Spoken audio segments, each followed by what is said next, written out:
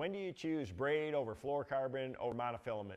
Most of what I use is braid and fluorocarbon. The only thing that I use mono for is a handful of topwater baits, because the mono still kind of floats. It's pretty buoyant compared to fluorocarbon, which sinks. So if you're throwing a small finesse popper like a KVD Splash, I've got to throw it on monofilament. You could use braid as your main line and use a monofilament leader. That works well. But I typically like to use straight mono there.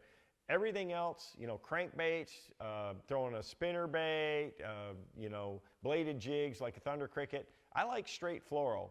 And when I'm going to throw braid, it's in the heaviest cover. When you're throwing a swim jig in thick cover, when you're flipping super heavy cover, if you're throwing a buzz bait or topwater, you can get away with braid, like a sexy dog, things like that. And you might want to use a short leader to it. On all my spinning equipment now, I have switched to 95% braid as my main line with a fluorocarbon leader tied with an FG knot. Just use 8 or 10, 15 feet of fluorocarbon on the end of it.